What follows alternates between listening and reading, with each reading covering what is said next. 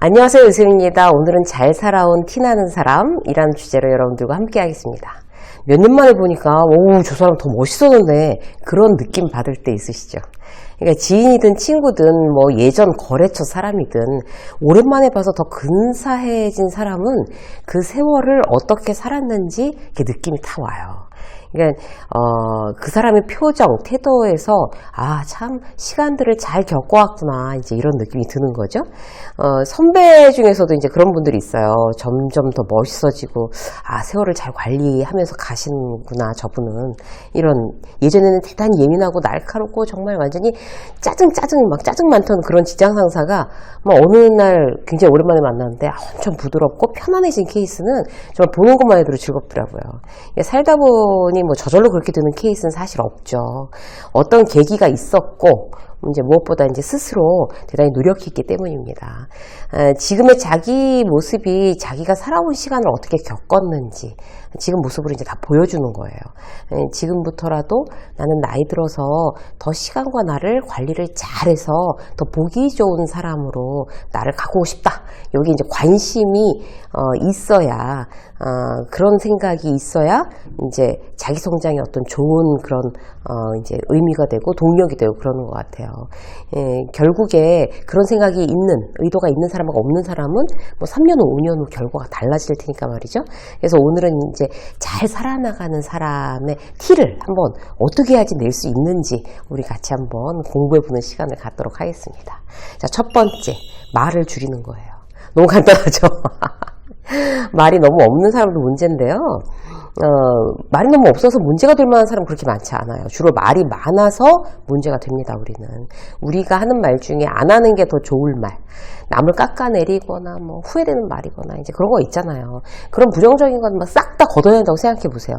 그냥 남는 말이 몇 가지나 있을까? 제가 원고를 쓰면서 생각해 봤어요.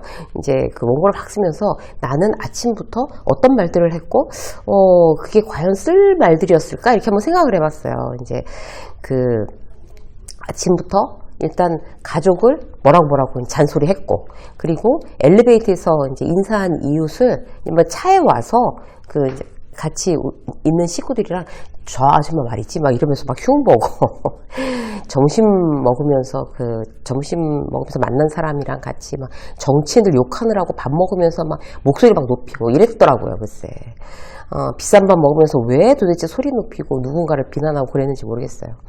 내가 하루 종일 하는 말 중에 진짜 이게 방송하는 거 빼고 그 다음에 기업에서 강의하는 거 빼고 그냥 일상적인 언어 중에 한 50% 이상은 말하지 않는 게 더 낫지 않았을까? 이런 생각이 드는 말이더라고요, 결과적으로. 그래서 이제부터는 쓸데없는 말을 줄이자고 의식하면서 이렇게 노력하는 거 굉장히 중요한 것 같아요. 저랑 같이 연습해 보시자고요, 오늘서부터.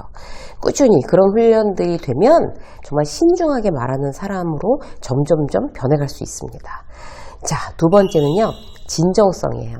요즘 인재의 키워드입니다. 몇 년 전부터 사실 그렇게 됐죠. 방송을 보고 계시는 구독자 여러분들은 제가 방송에서 중간중간 반복하는 키워드들이 있는 거 알아차리실 거예요. 그게 바로 요즘의 트렌드입니다. 회사에서 리더들, 뭐 회사가 아니라 하더라도 누군가를 만나서 인간관계를 맺어갈 때 우리가 생각해야 될 거는 그 진정성이라는 단어예요. 그러니까 너무나 가짜가 많잖아요, 이 시대에. 그러니까 그런 어떤 진정성이 진정한 경쟁력이 됩니다. 그러면 그 진정성은 어떻게 나타낼 수 있을까요? 아주 현실적인 몇 가지 사례를 여러분들한테 말씀드리도록 할게요. 자, 진정성 있는 사람으로 이제 우리를 표현하기 위해서는 첫 번째, 모르면 모른다고 하는 거예요. 모르면 모른다고 얘기하고 물어보는 거예요. 정보의 홍수잖아요. 어떻게 우리가 다 알겠어요. 그러니까 어떤 모임에서 누가 얘기를 하는데 뭐 인공지능에 대한 이야기를 막 한다고 쳐요. 막 전문 용어를 막 섞어가면서 얘기했어요. 근데 모른다고 하기에 딴 사람도 아는 것 같으니까 모른다고 하기에도 뭐 창피하고 그러니까 뭐 아는 척하면서 그냥 듣고 있었어요. 뭐 그냥 어떻게 생각하세요? 라고 얘기하면 뭐 대충 뜬구름 잡는 식으로 얼버무리면서 막 넘어가요. 그러지 않아도 된다는 얘기입니다. 이제 모르면 모른다고 말하세요. 그러니까 그건 제가 처음 들어보는 얘기인데 어떤 의미인지 설명해 주실 수 있을까요? 이렇게. 그 용어는 정확하게 어떤 뜻입니까? 이렇게. 모르는 건 창피한 거 아니에요. 모르는 걸 아는 척 하는 게 창피한 거예요. 특히 이제 어린 어떤 후배들, 직원들한테 요즘 젊은이들의 이야기, 뭐 신조 이런 거 잘 모르잖아요. 그리고 요즘 뭐 아주 젊은 사람들 사이에서 유행하고 있는 어떤 그런 트렌드 이런 거 잘 모르니까 후배나 신입사원한테도 물어보세요. 물어보시고 배우고 그렇구나 얘기하고 고맙다 가르쳐줘서 얘기하고 그러니까 밥 사고 이러는 거 이게 바로 진정성의 어필입니다. 자, 진정성 두 번째, 공허한 말을 피하는 거예요. 그러니까 하나만한 이야기를 습관처럼 하는 거 진정성과 대단히 거리가 멉니다. 그래서 예를 들어서 누군가를 이렇게 막 칭찬을 하는데 에이 영혼 없다. 왜 그런 농담들 하잖아요.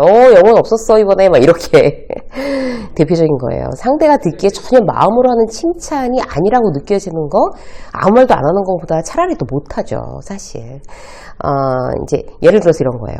이제 사람들 다 있는 데서 이제 임원이 새로 들어온 경력사원 쳐다보고 김 과장 지금 한 달 됐나? 이렇게 얘기하는 거예요. 김 과장 새로 들어온 경력사원이에요. 한 달 된? 그러니까 거기 직속인 김 팀장한테 어때? 김 과장 잘하고 있어요? 김 팀장? 이렇게 물어봤어요. 김 팀장은 뭐라 그래야 될까요? 네, 김 과장 잘 적응하고 잘하고 있습니다. 아주 잘해요. 이렇게 말했어요. 그럼 칭찬은 들릴까요? 실제 이게 칭찬일까요? 그냥 하는 소리인 거죠. 이제 임원이 물어봤으니까. 구체적으로 빨리 적응하고 이미 성과도 내고 있습니다. 지난주에는 거래처에서 브리핑도 직접 했는데 한번 브리핑하고 컨펌을 받았습니다. 이게 칭찬인 거죠. 그러니까 구체성이 있어야 돼요. 칭찬에는, 모든 칭찬에는. 그냥 빈소리로 하는 것처럼 느껴지지 않으려면, 진정성이 느껴지려면 구체적인 칭찬이 중요합니다. 신입이 들어왔어요. 회식 자리예요. 홍길동 씨는 참 인물도 좋고 성격이 좋아 보이네. 이건 아무에게도 감동 주지 않는 칭찬이에요.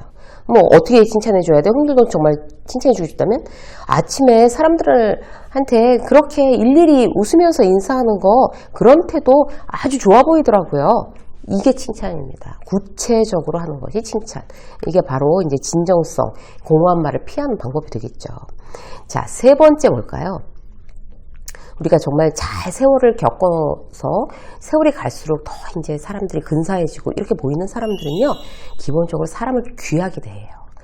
이게 사실 결정적이죠. 나이가 들면 들수록 사람이 귀하다는 걸 아는 만큼 행동으로 귀하게 대접하는 그런 사람들의 태도가 저 사람 참 잘 살아왔구나. 그렇게 느끼게 합니다. 나이를 먹었는데도 막 사람들 무시하고 함부로 하고 어떻게 사람을 대해야 될지 관심도 없고 모른다. 진짜 나이에 헛먹었다 이런 느낌 주는 거예요. 그리고 이제 비호감으로 분류되는 거죠. 원고를 제가 이 원고를 막 이렇게 쓰고 있었는데 스타벅스에 쓰고 있었어요. 근데 손님이 이제 둘은 일행이고 한 사람이 이제 만났어요. 그 자리에서 처음 만난 것 같더라고요. 근데 나머지 한 사람이 더 와야 되나 봐요. 이렇게 4명이서 모여서 미팅을 한 것 같아요. 근데 둘은 막 자기들끼리 농담하면서 낄낄 웃고, 그러니까 그 앞에 이제 누군가 한 명이 더 와야 돼서 물론 기다리고 있지만 그냥 뭐 그 사람은 막 꺼다놓은 보리자루처럼 얘는 그 참 나이 저렇게 비즈니스 만남에서조차 저렇게 앞에 앉혀놓고 자기들끼리 막 웃고 떠들고 저 낄낄거리고 잡담하면서 저러는데 도대체 저 사람들은 나이를 어디로 먹은 걸까? 이제 이런 생각이 옆에서 저절로 나는 거예요. 사람을 전혀 귀하게 여기지 않는 태도인 거죠.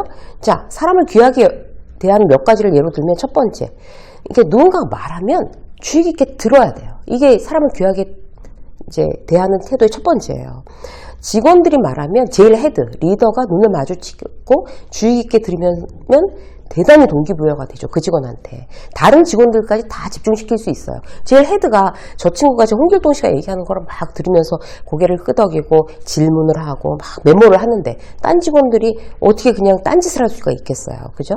그래서 리더는 그렇게 중요해요. 이것만 연습하고 나한테 습관으로 붙여도 대단히 훌륭한 어떤 이미지 메이킹이 되고 리더다운 거죠. 좋은 어른이 되는 기본 가축이에요.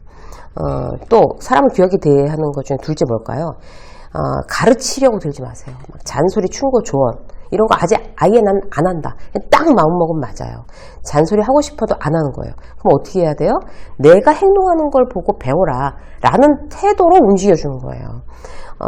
공부해 라고 얘기하지 않고 엄마나 아빠가 공부하는 걸 보여줘야 돼요. 엄마가 아빠가 책 읽는 걸 보여줘야 돼요. 애들한테 공부하라고 그러고 자기네들은 드라마 본다, 게임한다, 이러면 애들이 공부를 하겠냐고요. 그 분위기를 만들어줘야 되는 거죠.